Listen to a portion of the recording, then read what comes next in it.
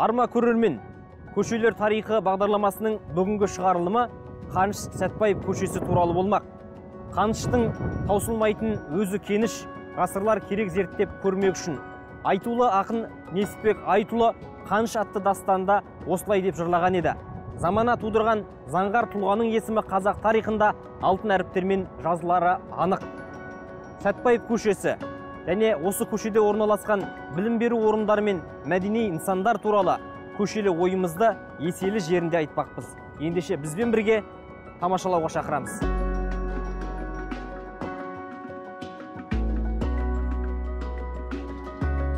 Қаныш Сәтбаев көшесі Астананың оң жағалауында орналасқан. Бұрынғы атауы Левон Мирзаян көшесі. Сәтбаев көшесі Адольф Янушкевич көшесінен басталып, Обаған көшесінде аяқталады. Жалпы ұзындығы 3200 метр. Қазір біз тұрған орын Сәтбаев Янушкевич көшелерінің қиылысы. Янушкевич ұлты поляк болғанмен қазақтар туралы біраз тарихи жазбалар қалдырған. Қазақтар туралы тарихи этнографиялық жазбаларын оқи отырсаңыз, 1846 жылы 31 мамыр күнгі жазған жол сапарында Ақмола болашақ орталық елдің астанасы болады деген жазбасы бар. Әрине, 1948 жылы Қаныш Имантайұлы Сәтбаевтың кеңес билігіне Ақмоланы Астана ету туралы кеңесі берілген. Десек те, кеңес үкіметі бұл қажет емес деген ұйғарым жасаған. Ал 21 ғасырда қос тұлғаның бұрынғы Целиноград Ақмола, қазіргі ажарлы Астанада көшелер арқылы тағдырларының қиылысуда кездейсоқ емес шығар. Қаныш Сәтбаев көшесі Александр Пушкин, Қажымұқан, Петров, Күйшедина, Бейімбет Майлин, Бауыржан Момышұлы көшелерімен қиылысады. Көше бойында ескі үйлермен қатар жаңа тұрғын үй кешендері де бой көтерген.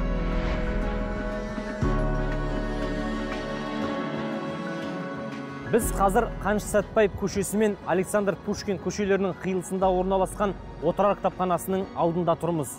Қос тұлғаның арасы бір ғасыр болғанымен, бүгінде ақыл ой иелерінің еңбегі, яғни жарық көрген кітаптары дәл осы отырар кітапханасында бір сөреде қатар тұр. Бұл да мүмкін сәйкестік, мүмкін кездейсоқ емес. Астанада академик Қаныш Сәтбаевтың құрметіне көше атын беру туралы алғаш ұсыныстар айтылған кезде, көптің көкейінде атақты ғалымға қай көше лайық деген сұрақ тұрғаны рас. Сәтбаев көшесінің мәселесін ең алғаш көтерген халқымызға танымал қабырғалы жазушы бүгінгі күн ақсақал Қойшығар Салғарұлы.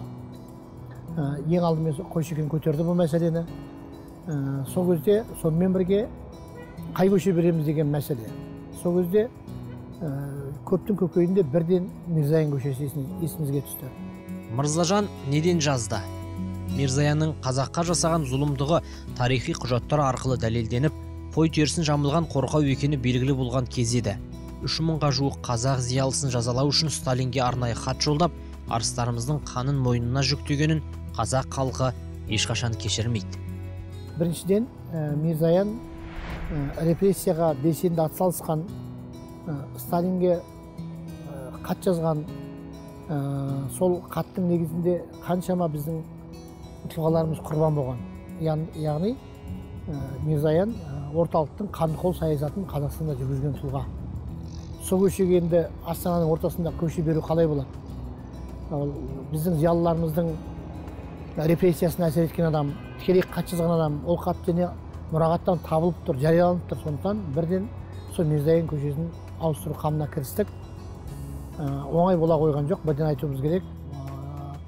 Мирзаянды қазақтар Мырзажан деп атаған, 39 жылы декадаға бастап апарған, біраз кісілерге орден алып берген сол кездегі біздің ақындарымызға, әртістеріміз деген мәселе бір қазақы көңілшектік болды сол кезде. Бірақ ешкім тарихтан үлкен емес, ол факті дәлелденді, хат жарияланды. Онан кейін бұл іске Евразия ұлттық университетінің ректоры академик Ерлан Бәтташұлы Сыздықов араласты. Сонымен 1915 жылы 2 сәуірде бір көктемнің жайма шуақ күнінде Сәтбаев көшесіне бекітілді. Астанадағы Сәтбаев көшесі бойында тарихи атаулар жиі кездеседі. Бұл біз тұрған көпір Беласар деп аталады. Әрине, ерте ғасырлардағы осы тарихи атау Қаныш Сәтбаев көшесі бойындағы мынау көпірге берілген. Бұл көпірдің бір ерекшелігі, Астана қаласында қаншама көпір болса да, көшенің үстінен қиып өтетін көпір жоқтың қасы. Міне, осы Беласар көшесі тек қана Сәтбаев бойында орналасқанымен ерекшеленбейді, Александр Пушкин көшесінде қиып өтеді. Көпірдің атауының да тарихи мәні бар. Беласар Беғазы Дәндібай мәдениетінің ерте сатысына жататын құнды ескерткіш, қола дәуірінің мұрасы. Ақбұлақ арнасының қос жағалауын жалғайтын көпірдің Беласар аталуы да тарихи сабақтастық болсын деген ниеттен туған.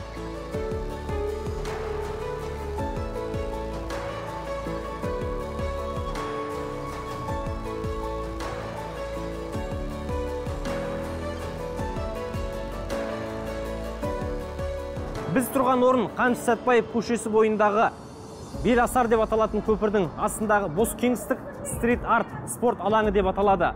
Бұл менің артында тұрған сурет Винсент Ван Гогтың немесе Әбілхан Қастеевтің картинасы емес, заманауи сурет өнерінің бір бөлігі стрит-арт. Стрит-арттың негізгі бөлігі граффити болғанымен тұтас оған байлап қоюға болмайды.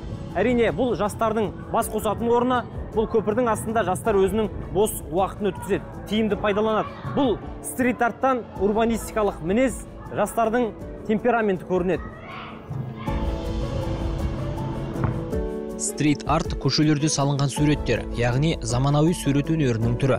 Стрит-арттың отаны саналатын Лондон, Берлин, Лиссабон қалаларында тұрғын үйдің тұтас қасбетіне, қабырғаларына салынатын муралдар көше мәдениетінің бір түріне айналған.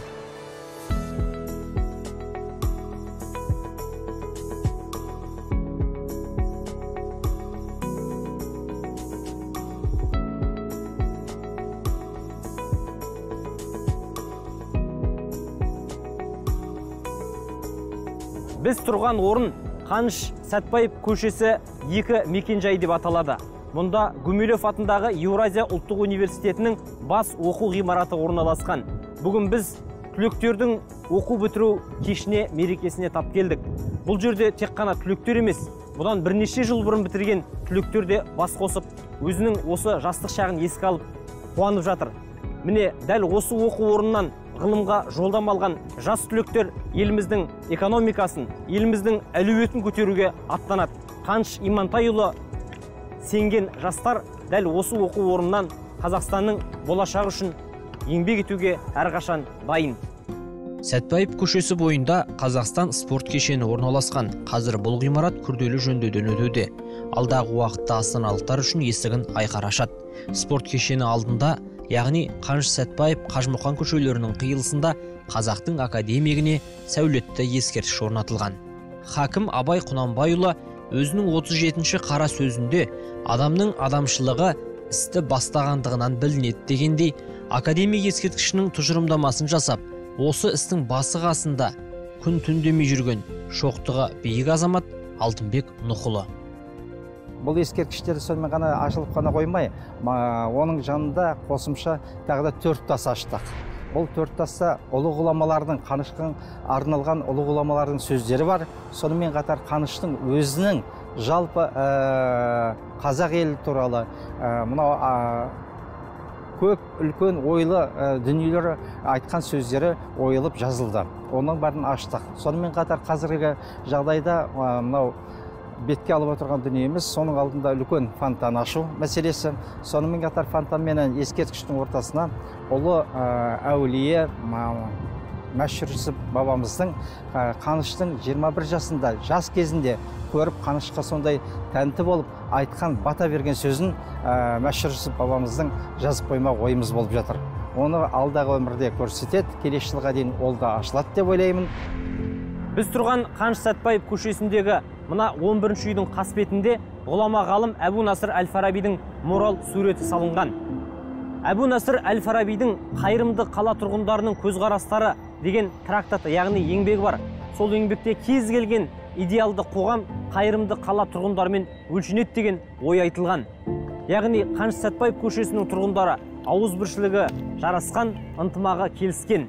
Ынтымақ, бірлік, келісім ең асыл байлық ел үшін дейді. Біз бүгін көшелер тарихы туралы айтқан кезде осыған екпін қоя сөйлеп отырмыз. Әрине, бұл көше өзге көшелерден осысымен де ерекшеленеді. Мұндағы халық бір-біріне қарайласады, ынтымақта, бірлікте өмір сүреді.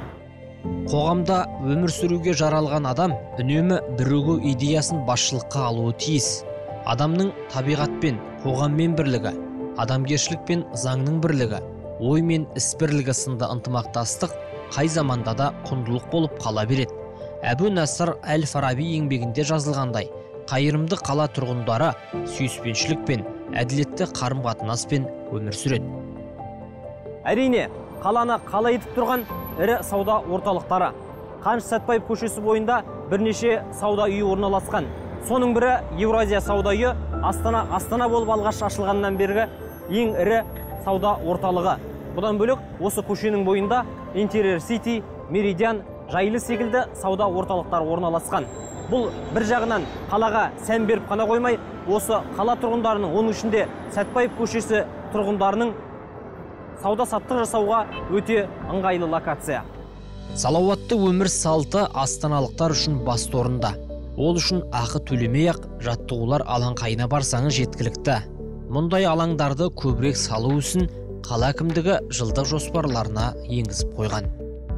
Біз бағдарламаларымызда Астана қаласындағы көшелердің абаттандырылуы, көгалдандырылуы, сондай-ақ спорттық нысандармен қамтылуы жайлы жиі айтамыз. Бүгін сөз етіп отырған Қаныш Сәтпаев көшесі бойындағы спорттық нысандар осыған анық дәлел. Яғни, мұнда, мына жерде Қаныш Сәтпаев 17-үй мекен жайы, ашық аспан астындағы осындай жаттығу нысандары бар. Бұл көше тұрғындары үшін уақыттың кез келген шамасында келіп, дене жаттығуын жасап, салауатты өмір салтын сақтауға мүмкіндік береді.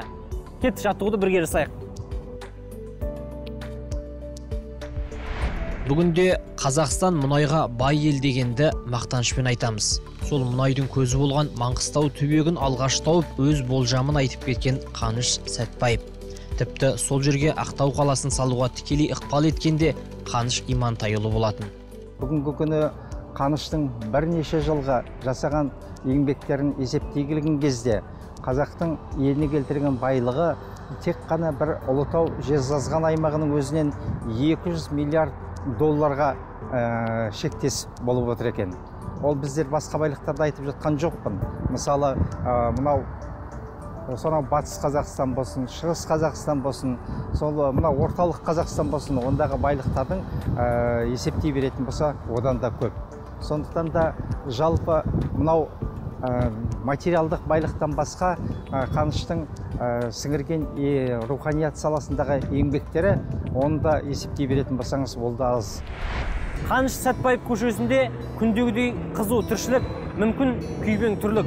Мұнда оқу орындары көп орналасқандықтан шығар, бұл жастар көшесі аталып кеткен. Мүмкін содан да шығар. Мұнда тез тамақтанатын, яғни фастфудтар көп кездеседі. Сондай-ақ бір байқағанымыз көшені аралау барысында сұлулық салондары да біраз бар екен. Ал одан бөлек гүл сататын салондардың да көптігі таңғалдырады. Мүмкін жастардың арасын байланыстыратын, сезімдерін сиқырлайтын да осы гүл салондары болуы бек мүмкін. Ендеше бұл Қаныш Сәтпаев көшесі, жастар қаласы. Егер ісім өнсін десең, ретін тап. Хакім Абайдың осынау сөзі бүгінде ел жастары мотивация деп жүрген сөздердің төресі екеніне шүбә жоқ. Ал осынау көше атауы берілген Қаныш Имантайұлы тұлғасы еліне еткен еңбегі қазақ жастары үшін бағыт-бағдар секілді. Махамбет Батырша айтсақ, темірқазық жастанбай, ерлердің ісі бітер ме? 92 ай бұрын Қаныш Имантайұлы Сәтпаевтың келесі жылы 125 жылдығы тойлануына байланысты депутаттық сауал жасадым. Сонда бірнеше мәселелер көтерілген болатын. Оның өзі 55 пункттан тұрады. Оның бәрін айта берсе, әрине сөз көп. Жалпы келесі жылы болатын 125 жылдықта егерде солардың біразы жасалынса, көбі жасалынса деген үміт болып отыр, және жасалынады деп ойлаймын. Сол Қанышты насихаттау арқылы қазақ халқын, қазақ елін бүкіл республикаға емес, әлемге таныту, шетелге таныту жолдарында жасалынатын жұмыстар жеткілікті деп ойлаймын. Және бұған Қаныштай біздің асылымыз, Қаныштай біздің құрметті адамымыз, азаматымыз лайықты деп ойлаймын. Жер қойнауының сиқырлы жиһазын тамаша көрегендікпен аша білген академик Қаныш Сәтпаев қазақ халқының маңдайына біткен бір туар азаматы. Ол аса көрнекті ғалым геолог қана емес, өз заманының әйгілі табиғат зерттеушісі, әлемдік өреге көтерілген ойшыл ғұлама. Қаныш Имантайұлы мемлекет және қоғам қайраткері ретінде ғалымдығы мен шебер ұйымдастырушылық қабілетінің арқасында Қазақстанның индустриялық даму жолындағы өркениетті үрдістің көш басында болып, кемеңгер ғалым атанды. Сайыпқыран сөзі кез келген адамға айтыла бермейді. Ол парсы тіліндегі сахиб киран сөзінен алынған. Оның мағынасы қыдырма жұлдыздардың, яғни кіші планеталардың бір түзудің бойына келгенде туған адамға қатысты қолданылады. Аңыз бойынша, осындай астрономиялық құбылыс сәтінде туған бала ер жүректілік, асқан батырлық, алғырлық секілді қасиеттерге ие болады. Әлемде есімі кіші планетаға берілген қазақ екі ақ, бірі Абай Құнанбайұлы, енді бірі Қаныш Сәтбаев. Сондықтан да Астанада Қаныш Имантайұлы Сәтбаевтың көшесінің орны бөлек, және бұл көше бір үлкен тізіммен, Астанада көптеген көшелер үлкен тізіммен берілді, оны көреміз. 100 көшеге, 200 көшеге, 300 көшеге бірден тізім берілді. Сәтбаев көшесі бір жекадара қойылған көше. Ол кезде жаңада айттым, мәслихаттың сессиясын талқылау болды. Мирзаянның атын алса қалай болады екен? Сәтбаевқа басқа көше береміз ба деп сондай ойланған кездер болды. Сол Сәтбаевты көтеру мәселесінде сол кезде әлі біз Әлиханға көше бермеппіз ғой, әлі кейін Марламға көше бермеппіз ғой деп, Сәтбаев арқылы басқа көшелерге де осы ой түрткі болды. Біз сол өздің куәсі ретінде біз онда айтуға тиіспіз деп ойлаймын. Біз тұрған орын Қаныш Сәтбаев пен Бауыржан Момышұлы даңғылдарының қиылысы. Қос тұлғаның өмірде кездесуде қызық оқиға. 1944 жылы қан майдан соғыста Бауыржан Момышұлы өзінің ағасы Қаныш Имантайұлына хат жазады. Хатта Бауыржан атамыз қазақ руханиятын көтеруге қатысты бірқатар идеялармен бөліскен. Кейін уақыт тауып елге келген кезінде Бауыржан Момышұлы қазақстандық студенттерге дәріс оқиды. Осы дәріс оқуына бірден бір мұрындық болған Қаныш Имантайұлы еді. Міне, бүгінде қос тарихи тұлғаның Астана көшесінде кездесуі кездейсоқтық емес.